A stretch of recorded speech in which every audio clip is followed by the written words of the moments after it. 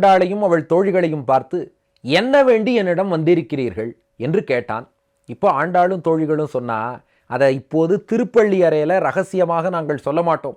உன் நடையழகையெல்லாம் நாங்கள் காணும்படியாக சிங்க நடை போட்டு நீ உன் சிம்மாசனத்துக்கு வா, சபையில சிம்மாசனத்தில் உட்கார்ந்து இதே கேள்வியை கேடு, அங்கே சொல்கிறோம் என்று விடையளிக்கிறார்கள். அதுதான் 23வது பாசுரம். மாரி மலை முழஞ்சில் மன்னி கிடந்துறங்கும் சீரிய சிங்கம் அறிவுற்று தீ விழித்து வேரி மயிர் பொங்க எப்பாடும் பேர்ந்துதறி மூறி நிமிர்ந்து முழங்கி புறப்பட்டு போதருமா போலே நீ பூவை பூவண்ணா உன் கோயில் நின்றும் இங்கனே போந்தருளி கோப்புடைய சீரிய சிங்காசனத்திருந்து யாம் வந்த காரியம் ஆராய்ந்து அருளேலோர் எம்பாவாய். அதாவது சிங்கம் என்ன பண்ணும்னா, மாறி மழைக்காலத்தில் மலை முழஞ்சில், முழஞ்சில்னா குகைன்னு அர்த்தம். குஹாங்கிறது சம்ஸ்கிருத வார்த்தை, அதனால குகைங்கிறதும் வடமொழி வார்த்தையின் தழுவல் தான். தமிழில் அந்த கேவுக்கு சுத்த தமிழ் வார்த்தை முழைஞ்சு என்பது. ஆண்டாள் தமிழை ஆண்டாள் எப்படி பயன்படுத்தியிருக்கா பாருங்க. மலை முழைஞ்சில், அந்த மலை குகைக்குள்ளே மன்னி கிடந்து உறங்கும்.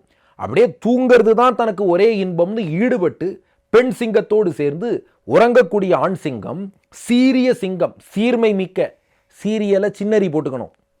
அந்த சீரிய சிங்கமானது அறிவுற்று வெயில் காலம் வந்தால் விழித்து கொள்ளும், தீ விழித்து நெருப்பு போல ஒரு பார்வை பார்க்கும், வேரி மயிர் பொங்க தன்னுடைய பிடரி முடியில் இருந்து வேரி வாசனை எல்லா திசைகளிலும் பொங்கும்படியாக எப்பாடும் பேர்ந்து, அப்படியே எல்லா திசைகளிலும் பேர்ந்து தன் உடலை அசைத்து கொண்டு உதறி, அப்படி முடி அப்படியே உதருமா, தன்னுடைய முகத்தை எல்லாம் அசைத்து கொண்டு உதறி மூறி நிமிர்ந்து, மூறி நிமிர்ந்துனா சோம்பல் முறித்துன்னு அர்த்தம். அப்படி முன்னங்காலை எடுத்து வைத்து தண்டாக்காரம் பிண்டாக்காரம்னு கட கட கட என்று அப்படி மூறி நிமிர்ந்து சோம்பல் முறித்து முழங்கி, சிங்கம் கர்ஜிக்கும்னு சொல்லிடுறோம். புலி உருமும், குதிரை கனைக்கும், மயில் அகவும், குயில் கூவும், சிங்கம் கர்ஜிக்கும்ங்கிறோம். கர்ஜிக்கும்ங்கிறது சான்ஸ்கிரிட்.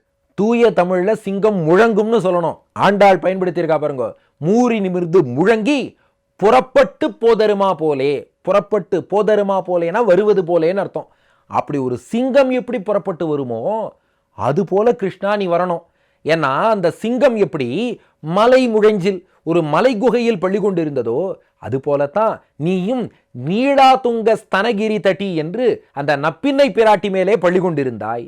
அடுத்தது மன்னி கிடந்துறங்கும் சீரிய சிங்கம், அந்த தூக்கத்தையே அனுபவிச்சு சிங்கம் தூங்குற மாதிரி தான் நீ நப்பின்னையோடு கூடிய அந்த உலகியலுக்கு அப்பாற்பட்ட அந்த தெய்வீக ஆனந்தத்திலே ஈடுபட்டு இருந்தாய். ஆனா அறிவுற்று அடியார்களுடைய குரலை கேட்டு நீ எழுந்தாய். தீ விழித்து கம்சன் உள்ளிட்ட அசுரர்களுக்கெல்லாம் அப்படியே நெருப்பு போன்ற ஒரு பார்வையை பார்த்து அவர்களை சுட்டரிக்கக்கூடிய பார்வையை பார்த்தாய்.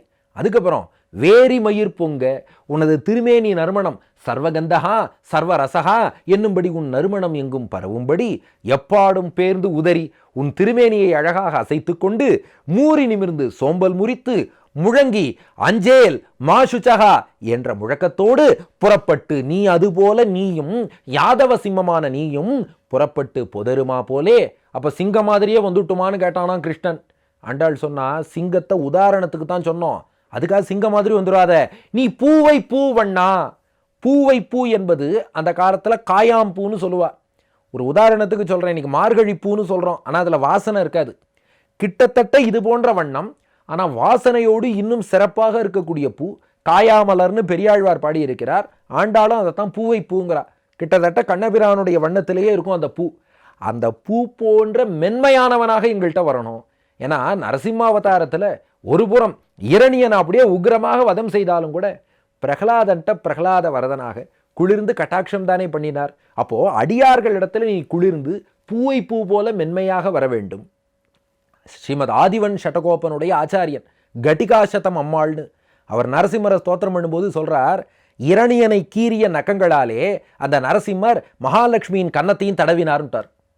அடடா, கன்னத்துல கீரல் விழுந்துருத்தான்னா கீரல்லாம் விழலையாம், பூக்களால் வருடியது போல இருந்ததா மகாலட்சுமிக்கு. அப்போ பூவை பூவண்ணா உன் கோயில் நின்றும், கோயில்னா திருப்பள்ளி அறைன்னு அர்த்தம், உன் கோயில் நின்றும் இங்கனே போந்தருளி, உன்னோட பள்ளி அறையிலேருந்து கொஞ்சம் இங்க வா. இந்த மதுர பாஷையில இங்கனேனா இங்கம், இங்கேன்னு அர்த்தம்.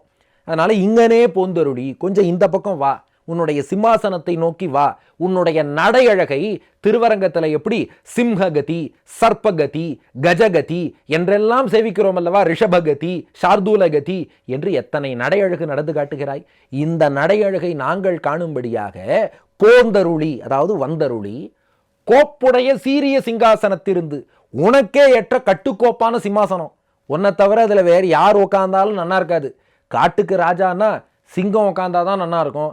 நாய்க்கு ஒரு மாஸ்கை போட்டு வச்சு உட்கார வச்சா நல்லா இருக்குமா? கோப்புடைய உனக்கே ஏற்ற கட்டுக்கோப்பான சீரிய சிங்காசனத்திலிருந்து, சீர்மை மிக்க சிம்மாசனத்தில் இருக்கணும்னா அது என்ன சீர்மை மிக்க சிம்மாசனம்னா என்ன அர்த்தம்னா, நீ நப்பின்னையோடு அந்த சிம்மாசனத்தில் உட்காரணும்னு அர்த்தம். ஏன்னா பிராட்டியோட பெருமாள் உட்கார்ந்தாதான் சீரிய சின்னரி போட்ட சீர்மை மிக்க சிம்மாசனமா இருக்கும். பிராட்டி இல்லாம பெருமாள் உட்கார்ந்தார்னா பெரியரி சீரிய சிம்மாசனம்னு சீற்றம் உள்ள சிம்மாசனம் ஆயிடும். அதனால சீற்றம் உள்ள சீரிய சிம்மாசனமா இல்லாம சீர்மை மிக்க சீரிய சிம்மாசனமா இருக்கணும்னா நீ பிராட்டியோட உட்காரணும். சீரிய சிம்மாசனத்திலிருந்து யாம் வந்த காரியம் ஆராய்ந்து, நாங்க எவ்வளவு தூரம் உன்னை கஷ்டப்பட்டு தேடி வந்திருக்கிறோம், அதை நீயே ஆராய்ந்து, எது நல்லது எது கெட்டதுங்கிறத நீயே ஆராய்ந்து அருள். ஏன்னா நாங்களா கேட்க சொன்னா அறிவில்லாம அசட்டுத்தனமாக கூட எத்தையோ கேட்டு வச்சிருவோம். எங்களுக்கு எது நன்மைங்கிறது உனக்கே தெரியும், நீயே ஆராய்ந்து அருள் என்று கண்ணபிரானை பிரார்த்திக்கிறாள். அதுதான் இந்த பாசுரம்.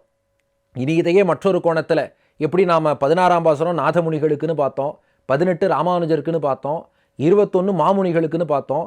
இந்த பாசுரம் சுவாமி வேதாந்த தேசிகன் பெருமையை சொல்றதாகவும் ரசிக்கலாம்.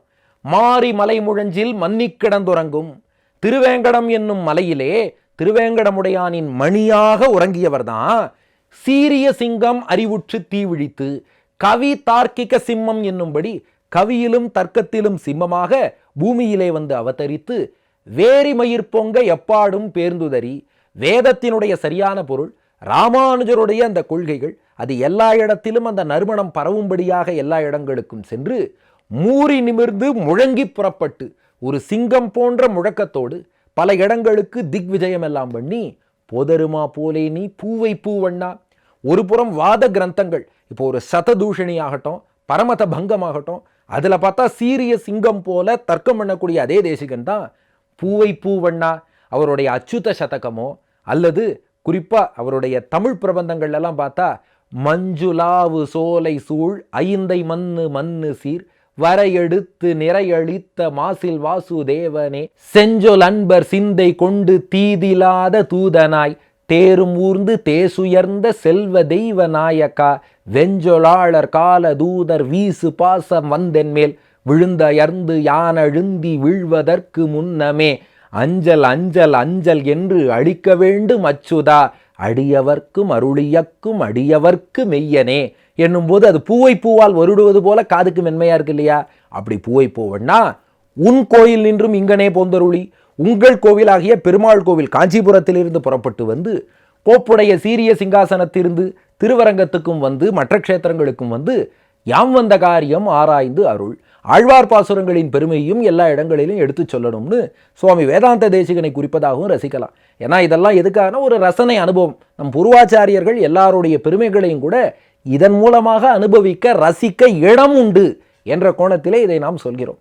இனி அடுத்த பாசுரம் திருப்பாவைக்குள்ளேயே ஒரு திருப்பல்லாண்டு. பெரியாழ்வாருடைய திருப்பல்லாண்டை நாம் அறிவோம், ஆண்டாளுடைய திருப்பல்லாண்டை நாளை காண்போம்.